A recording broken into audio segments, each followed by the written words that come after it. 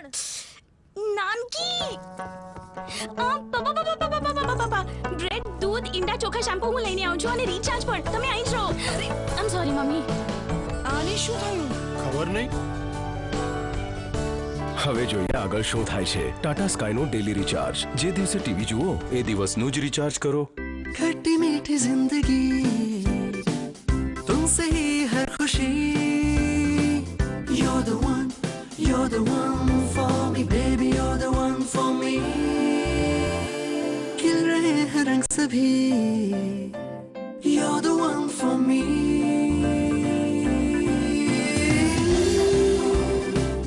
You're the one Amul ice cream bars. खट्टी मीठी जिंदगी का हर फ्लेवर.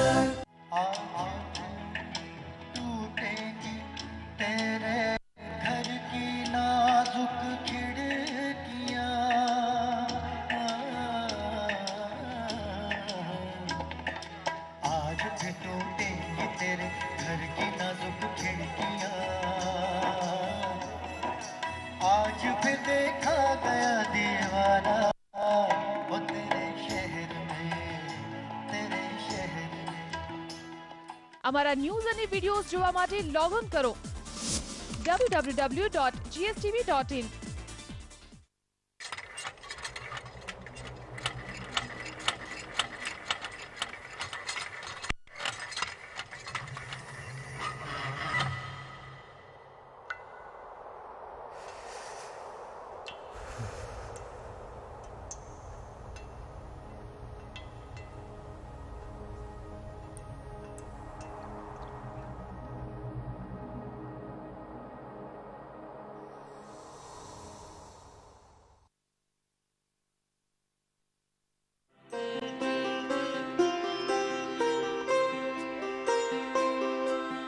આત્માને પરમાત્મા સાથે જોડતી ડોર જે લઈને જાય અંધકારથી પ્રકાશ તરફ. જ્ઞાન, ભક્તિ, આસ્થા અને સંસ્કૃતિનો સંગમ એટલે ધર્મલોક.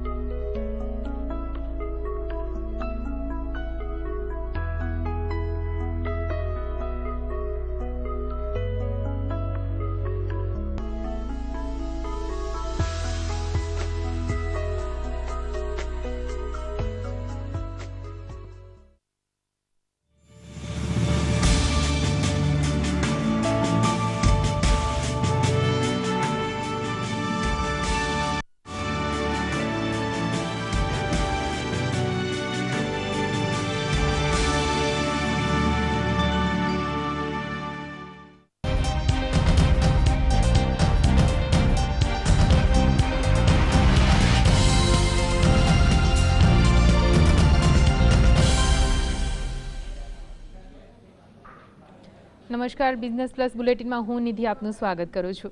ખરાબ આંતરરાષ્ટ્રીય સંકેત અને રૂપિયામાં નરમાશની કુશના કારણે બજારમાં મોટો કડાકો બોલી ગયો. સેન્સેક્સ અને નિફ્ટીમાં 2.5 થી 2.5% સુધીનો કડાકો નોંધાયો. ત્યારે નિફ્ટી 8,200ના મનોવૈજ્ઞાનિક સ્તર અને સેન્સેક્સે 27,000ના લેવલને પણ તોડી નાખ્યું. મંગળવારના ટ્રેડિંગ સેશનમાં એનએસસીના તમામ સેક્ટર ઇન્ડેક્સમાં ભારે ભરખમ વેચવાલી ફરી વળી. ત્યારે બેંક નિફ્ટીમાં 2.50%, જ્યારે ઓટો, ફાઇનાન્સ, મીડિયા તેમજ રિયાલ્ટી ઇન્ડેક્સમાં 2%થી વધુનો કડાકો બોલી ગયો. બજારમાં કારોબાર દરમિયાન bank of Baroda, Vedanta, Tata steel, PNB, Ambuja cement અને આઈસીઆઈસીઆઈ બેંક, હિન્દાલ્કો તેમજ રિલાયન્સમાં પણ 5.6% થી 2.5%નો ઘટાડો નોંધાયો.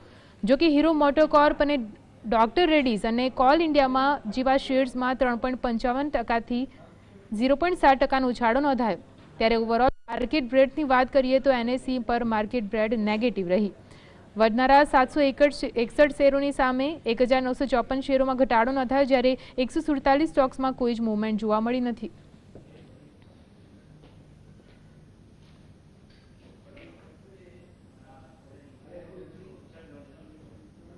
આગળ વાત કરીએ માર્કેટ મૂવમેન્ટની તો સેન્સેક્સ 629.82 પોઈન્ટના ઘટાડા સાથે 26,877.48 પર અટક્યો,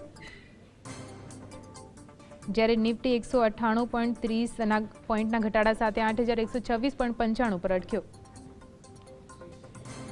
આગળ વાત કરીએ હીરો શેર્સની તો ડોક્ટર રેડ્ડીઝ લેબ્સ 3.43%ના વધારા સાથે 3,475.05 પર અટક્યો, જ્યારે હીરો મોટર કોર્પ 3.30%ના વધારા સાથે 2,463 પોઈન્ટ પર અટક્યો.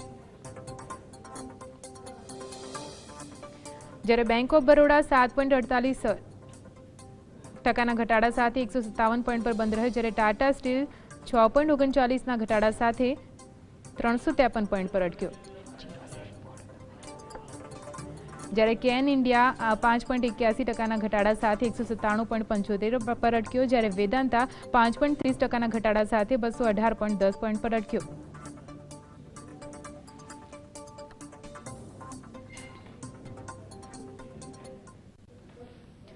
ત્યારે માર્કેટના આજના કારોબાર અંગે ચર્ચા કરવા આપણી સાથે જોડાયા છે માર્કેટ એક્સપર્ટ પરેશભાઈ ગોરધનદાસ. સર, જીએસટીવીમાં આપનું સ્વાગત છે. સર, હું જાણવા માંગીશ કે માર્કેટમાં ફરી એકવાર મોટો કડાકો નોંધાયો. શું કહેશો માર્કેટના આવા કારોબાર વિશે? મુખ્યત્વે અત્યારે બે પરિબળો અસર કરી રહ્યા છે. એક તો જે રૂપિયામાં નબળાઈ છે તેને કારણે ટેમ્પરરી ધોરણે સેન્ટિમેન્ટને અસર થઈ છે. આ ઉપરાંત ગઈકાલે જે જીએસટી બિલ અને લેન્ડ બિલ જે પાછા ઠેલાયા તેને કારણે પણ આર્થિક સુધારા વિલંબમાં પડશે તે ભય ઊભો થયો છે. અને ગ્રીસ અંગે પણ જે અનિશ્ચિતતા વધી રહી છે તેની અસર પણ અત્યારે બજાર ઉપર જોવાઈ. જી સર, આ સાથે આપણા ફર્સ્ટ કોલર રાજેશભાઈ જોડાઈ ગયા છે. રાજેશભાઈ, શું છે આપનો સવાલ? હા પરેશભાઈ, મારે ટાટા સ્ટીલ મેં લીધેલા છે ને ઓએનજીસી લીધેલા છે. ટાટા સ્ટીલ 400 રૂપિયાના ભાવે અને ઓએનજીસી 450 રૂપિયાના ભાવે લીધેલા લગભગ વર્ષ પહેલા. તો હોલ્ડ કરવા જોઈએ કે હવે નીકળી જવું જોઈએ? શું ઓપિનિયન છે આપનો? એકંદરે જો શોર્ટ ટર્મમાં જોઈએ તો બંને શેરો અને બજાર થોડુંક હજી ઘટે તેવી સંભાવના છે. એટલે કે બજાર જે રીતે 2 દિવસ ઊંચકાયું હતું અને આજે ઘટ્યું છે તેની અસર હજી બીજી 2-3 દિવસ રહેશે તેવી સંભાવના છે. પરંતુ ટાટા સ્ટીલ અને ઓએનજીસી બંને ખૂબ જ મજબૂત શેર છે. છેલ્લા 1 વર્ષમાં બીજા શેરો ચાલ્યા પરંતુ આ 2 શેર નથી ચાલ્યા તે એક અલગ વાત છે. બાકી જો તમે સહેજ લોંગ ટર્મ ઇન્વેસ્ટર હો તો આ બંને શેરમાં રોકાણ જાળવી રાખશો તો ફાયદો ચોક્કસ મળશે. જી સર, આગળ હું પૂછવા માંગીશ કે માર્કેટ હવે અહીંથી કઈ દિશા તરફ જશે? કયા કયા પરિબળો અસર કરતા રહેશે? માર્કેટ એકંદરે આજના તીવ્ર કરેક્શન પછી કાલે પણ થોડુંક ઘટાડાનું મોમેન્ટમ જાળવી રાખે તેવી ગણતરી છે. તેમ છતાં જે રીતે મૂડીઝ દ્વારા ભારતીય અર્થતંત્રમાં 7.5% વૃદ્ધિનો અંદાજ આપવામાં આવ્યો છે તે પાસું એકદમ પોઝિટિવ કહી શકાય. અને મૂડીઝના આ રેટિંગની અસર આગામી દિવસોમાં ફરી એક વખત બજાર ઉપર તેજી તરફી રહેશે તેવી ગણતરી છે. જી સર, રાયચંદભાઈ આપણી સાથે જોડાઈ ગયા છે. રાયચંદભાઈ, શું છે આપનો સવાલ?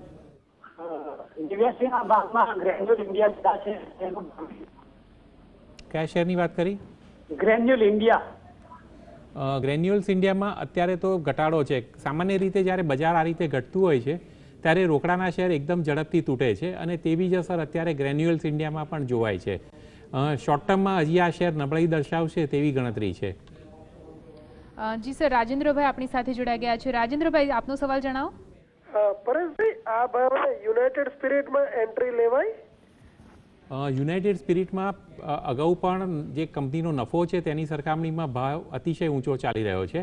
એટલે અગાઉ જ્યારે બજાર તેજીમાં હતું ત્યારે પણ તેમાં નવું રોકાણ કરવું જોખમી હતું.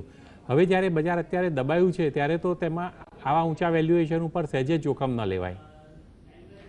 જી સર, આગળ હું પૂછવા માંગીશ કે એનએસઈ પર બેંક ઓફ બરોડામાં સૌથી મોટો કડાકો નોંધાયો. આ સ્ટોક્સના રોકાણકારોને આપ શું સલાહ આપશો?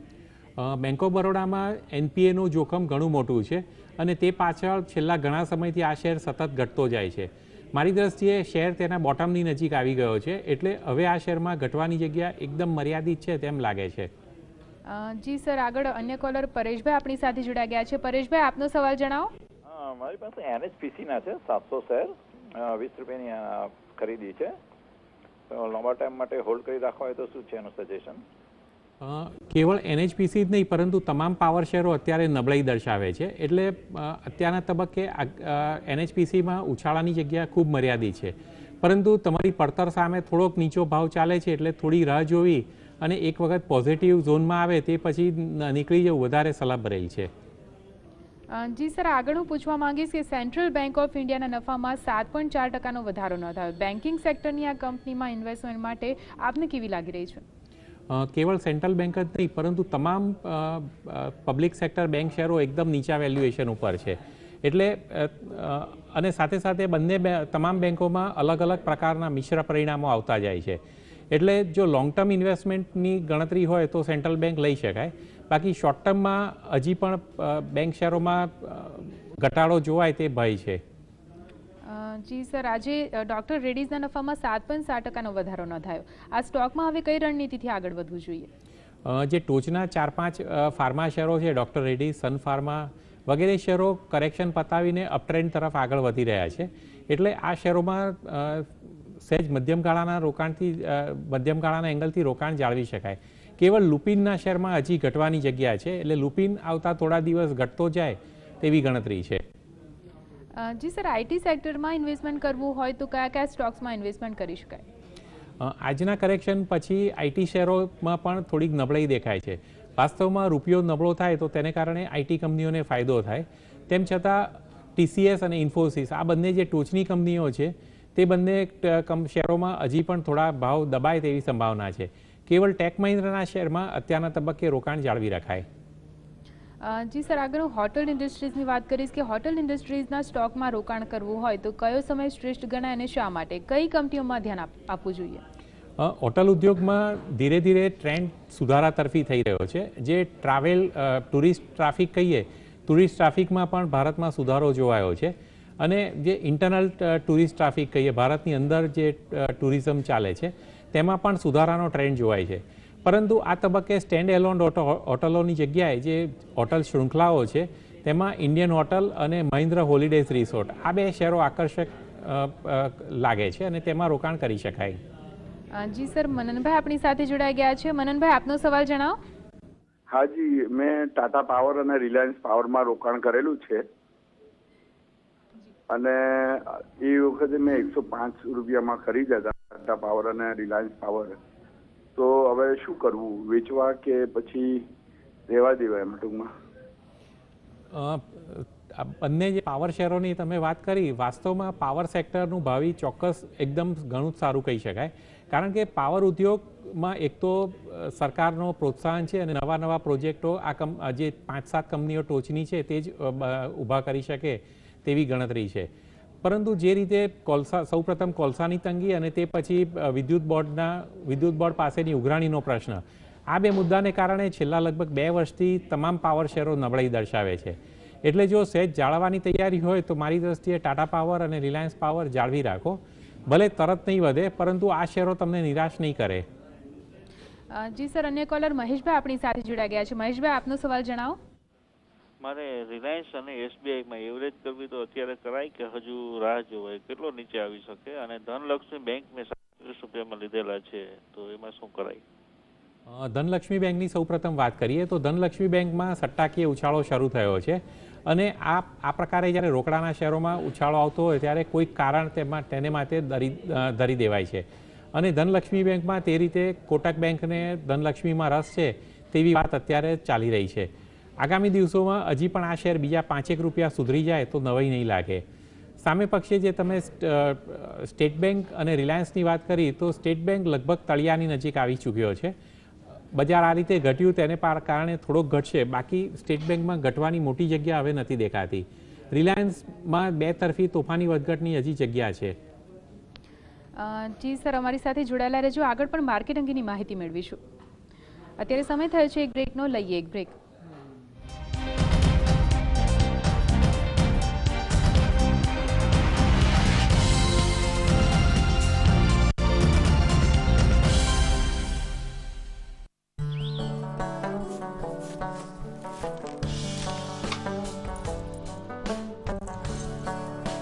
માર્કેટ જઈ રહ્યો છું. બ્રેડ, દૂધ, ઈંડા, ચોખા અને શેમ્પૂ લેતો આવીશ. અને પપ્પા ટાટા સ્કાય નું ડેલી રિચાર્જ પણ. નાનકી પપ્પા બ્રેડ, દૂધ, ઈંડા, ચોખા, શેમ્પૂ હું લઈને આવું છું અને રિચાર્જ પણ. તમે અહીં જ રહો. આમ સોરી મમ્મી. આને શું થયું? ખબર નહીં. હવે જોઈએ આગળ શું થાય છે. ટાટા સ્કાયનો ડેલી રિચાર્જ. જે દિવસે ટીવી જુઓ એ દિવસનું જ રિચાર્જ.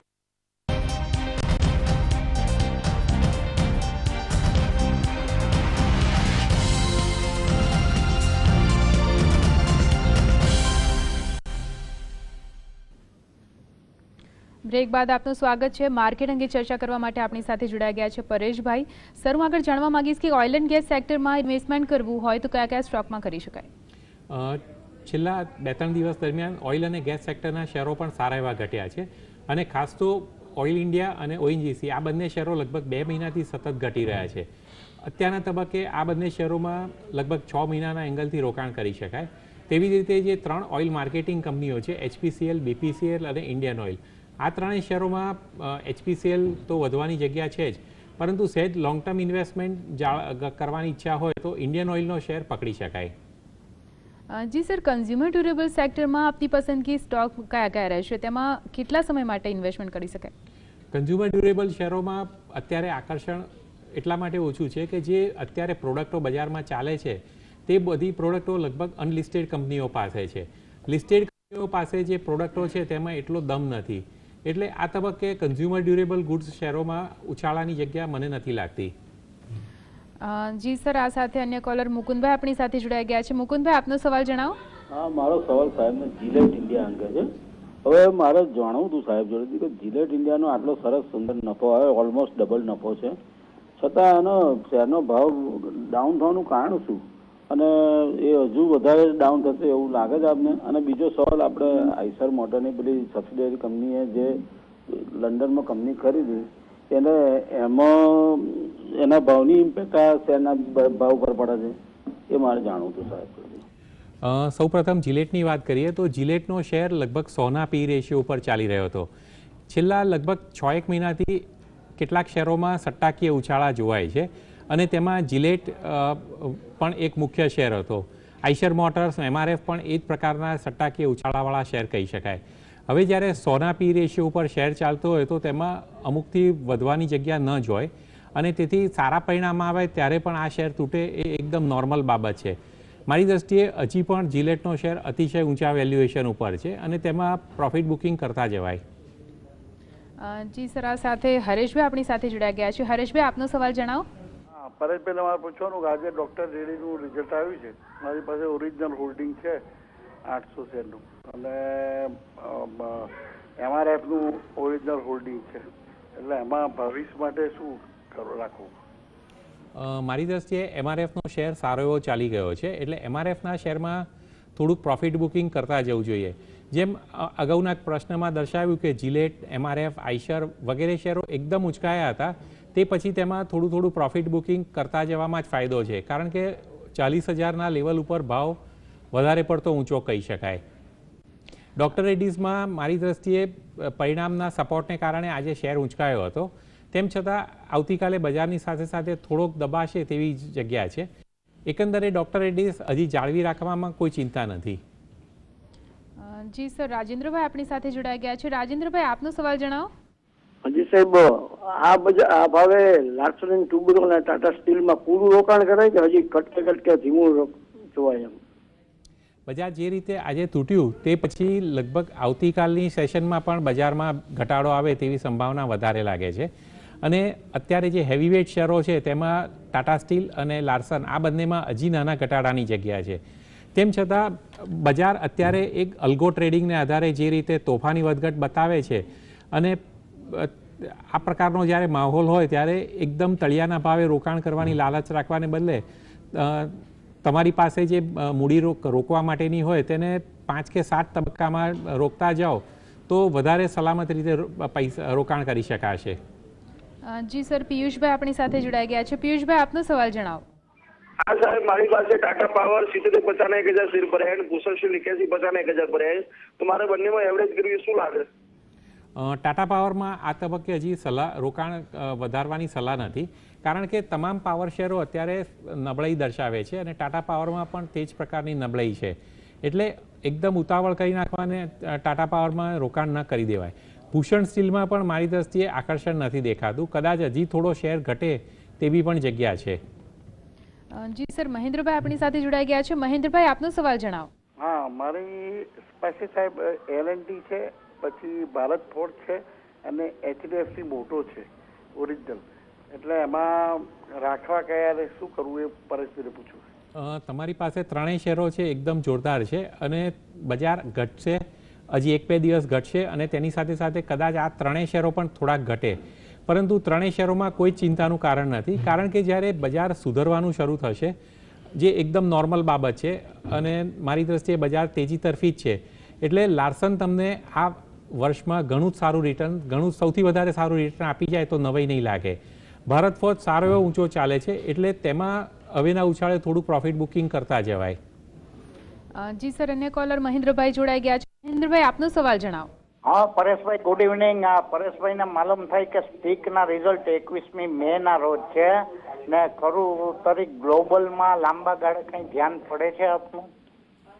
સ્પીકમાં તો તમારે રોકાણ જાળવી જ રાખવું જોઈએ, કારણ કે એટલા વખતથી પ્રેમથી રોકાણ રાખેલું છે.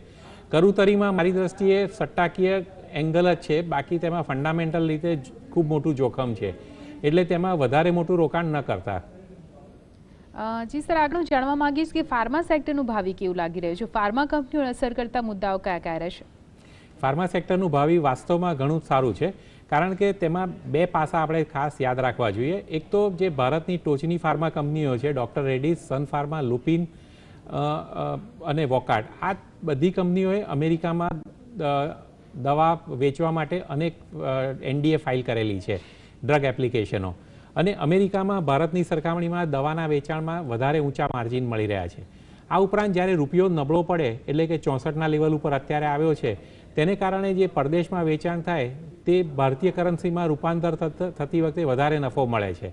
આમ આ બે પાસાને કારણે જે ટોચની 4-5 દવાની કંપનીઓ છે તેનું ભાવિ ઘણું મજબૂત છે.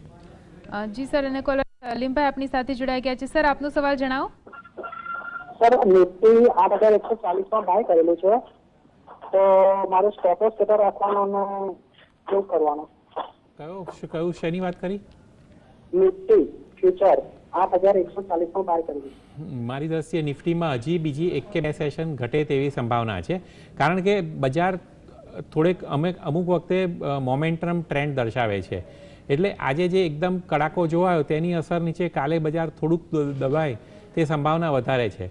પરંતુ અગાઉ પણ એક પ્રશ્નમાં દર્શાવ્યું તેમ બજારનો મેજર ટ્રેન્ડ મારી દ્રષ્ટિએ તેજી તરફી છે, એટલે 1 કે 2 સેશન આ રીતે કરેક્શન જોવાય પછી ફરી બાઉન્સ બેક આવશે, તેમાં તે મને વધારે સંભવ લાગે છે. જી ભૂપતભાઈ આપણી સાથે જોડાઈ ગયા છે. સર, આપનો સવાલ જણાવો. હાજી, મારી પાસે ક્રેન ઇન્ડિયા પડ્યા છે 250 રૂપિયાના લીધેલા, તો મારે શું કરવું જોઈએ અને આ ભાવે IDFC લેવાય? IDFCનો શેર ધીરે ધીરે સુધારા તરફી થઈ રહ્યો છે. અગાઉ તમે જોતા હશો તો 140-143ની રેન્જમાં ઘણો વખત પડી રહ્યો હતો. અત્યારે આ શેર 160-165ની રેન્જમાં અથડાયા કરે છે, અને જે રીતે બેન્કિંગમાં દાખલ થવાની પૂરી તૈયારીઓ થઈ ગઈ છે, આ ઉપરાંત ઇન્ફ્રાસ્ટ્રક્ચર પ્રોજેક્ટો ઝડપથી શરૂ થાય તો તેનો પણ મોટો ફાયદો તેને મળશે, એટલે સહેજ જાળવવા પડશે. તે તૈયારી સાથે અત્યારના ભાવે IDFC લેવાય અને ઉપરમાં 180થી 200નો ભાવ આવે તેવી ગણતરી છે. જી સર, અને કોલર દીપકભાઈ આપણી સાથે જોડાઈ ગયા છે. દીપકભાઈ, આપનો સવાલ જણાવો. હેલો પરેશભાઈ, આપણે ગ્લેક્સોસ્મિથક્લાઇન કન્ઝ્યુમર, ગ્લેક્સોસ્મિથક્લાઇન ફાર્મા અને ઇન્ફોસિસ આ એક બોરસ આપ્યો, એમાં થોડા વિચાર ખરા? ઇન્ફોસિસમાં એકદમ શોર્ટ ટર્મ, એટલે કે કાલ પરમ દિવસનો ટ્રેન્ડ નબળાઈ દર્શાવે છે, એટલું યાદ રાખજો. બાકી ઇન્ફોસિસમાં અત્યારના તબક્કે રોકાણ કરી શકાય, કારણ કે આ શેરમાં અત્યારના ભાવથી લગભગ 200 રૂપિયા ઝડપથી સુધરી જાય તેવી મારી ગણતરી છે. ગ્લેક્સોસ્મિથક્લાઇન કન્ઝ્યુમર તેની જે કમાણી છે તેની સરખામણીમાં અતિશય ઊંચો છે, એટલે કોઈક નેગેટિવ કારણ આવે ને ભાવ એકદમ તૂટી જાય તો નવાઈ નહીં લાગે. એમાં આ તબક્કે જોખમ વધારવાની સલાહ નથી. જી સર, આગળ મહેશભાઈ આપણી સાથે જોડાઈ ગયા છે. સર, આપનો સવાલ જણાવો. ડીએલએફ 170 રૂપિયાથી સતત ઘટતો આવે છે અને પુંજલોઇડ પણ 52 વીકના લો ઉપર છે, તો હવે એમાં શું કરાય? પુંજલોઇડમાં ફંડામેન્ટલ રીતે તો આકર્ષણ નથી, પરંતુ પુંજલોઇડના ચાર્ટની દ્રષ્ટિએ આપણે જોઈએ તો પુંજલોઇડ લગભગ બોટમ આઉટ થઈ ગયો છે તેમ કહી શકાય. એટલે હવે તેમાં થોડું રોકાણ વધારતા જવાય અને નજીકના દિવસોમાં તેમાં 5 થી 7 રૂપિયા સુધરી જાય તેવી જગ્યા દેખાય છે. ડીએલએફ સતત ઘટી રહ્યો છે અને તેનો ચાર્ટ પણ આ શેર હવે બોટમની એકદમ નજીક આવી ગયો છે તેમ દર્શાવે છે. ગમે ત્યારે એકદમ યુ ટર્ન આ શેર લઈને તેજી તરફી થઈ જશે તેમ સ્પષ્ટ રીતે લાગી રહ્યું છે. જી સર, આગળનું જાણવા માંગીશ કે રિયલ એસ્ટેટ સેક્ટરમાં ઇન્વેસ્ટમેન્ટ અંગે આપ શું કહેશો? હાલના તબક્કે આ સેક્ટરમાં રોકાણકારો માટે કેવું રહેશે? રિયલ એસ્ટેટમાં હજી પણ સેન્ટિમેન્ટ ખરાબ છે, કારણ કે જે તૈયાર માલ એટલે કે તૈયાર ફ્લેટો અને ઓફિસો છે તેની સરખામણીમાં માંગ એકદમ ઓછી છે. એટલે રિયલ એસ્ટેટ કંપનીઓના શેરોના ભાવ એકદમ ઝડપથી ચાલે તેવી આશા ન રખાય.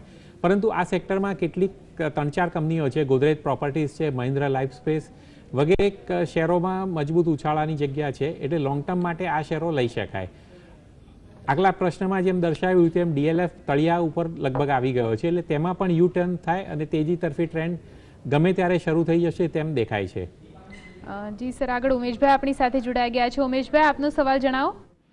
બેન, આપણે ગુજરાત ગેસ જે આખું આજે 500 પોઈન્ટ ડાઉન હતું, 600 પોઈન્ટ ડાઉન, ને આજે એમાં 100 રૂપિયા વધ્યા છે, તેનું કંઈ કારણ? ગુજરાત ગેસમાં અત્યારે આજના તબક્કે જોઈએ તો કેટલાક શેરો જે વધ્યા છે તેમાં અમુક શેરો સટ્ટાકીય રીતે પણ વધ્યા છે અને તેમાં એક ગુજરાત ગેસનો પણ સમાવેશ કહી શકાય. શેર છેલ્લી 2-3 સેશનથી થોડો તેજી તરફી થયો છે, એટલે ઉછાળો જોવાય ચાલુ રહે તેવી સંભાવના વધારે છે. જી સર, આગળ હું પૂછવા માંગીશ કે માર્કેટમાં હાલના તબક્કે 5 લાખનું રોકાણ કરવું હોય તો પોર્ટફોલિયોનું પ્લાનિંગ કેવી રીતે કરવું જોઈએ? અત્યારના તબક્કે જોઈએ તો બજારમાં વધઘટનું પ્રમાણ છેલ્લા થોડા દિવસોથી એકદમ તીવ્ર થઈ ગયું છે. 700 પોઈન્ટ તૂટે છે અને બીજે દિવસે એકદમ પાછું બજાર રિકવર થઈ જાય છે. આ પરિસ્થિતિમાં થોડુંક સમજપૂર્વક રોકાણ કરવામાં જ સલામતી છે. અત્યારના તબક્કે સલામત રીતે રોકાણ કરવું હોય તો એક જે ટોચની 5 ફાર્મા કંપનીઓ છે અને આઈટી કંપનીઓ છે તેમાં થોડું રોકાણ કરી શકાય. આ ઉપરાંત લાર્સન એન્ડ ટુબ્રોના શેરમાં રોકાણ કરાય અને જે ICICI bank, axis bank, yes bank એકદમ નીચા વેલ્યુએશન ઉપર આવ્યા છે તેમાં પણ થોડું રોકાણ કરી શકાય. જી સર, આવતીકાલનું માર્કેટ કેવું રહેશે અને સેન્સેક્સ અને નિફ્ટીના લેવલ કયા રહેશે? એકંદરે જોઈએ તો આજના ઘટાડાના મોમેન્ટમ પછી બજાર કાલે થોડું દબાય તે સંભાવના વધારે છે.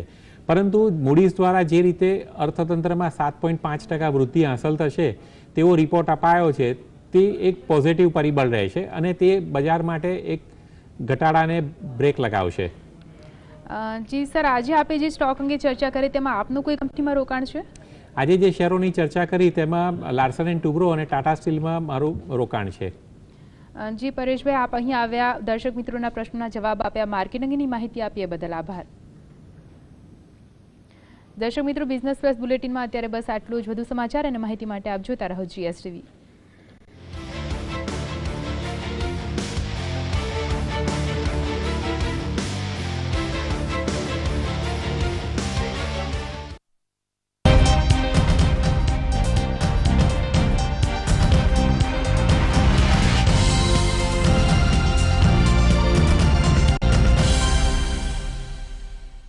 અમારા ન્યૂઝ અને વિડીયોઝ જોવા માટે લોગ ઓન કરો www.gstv.in.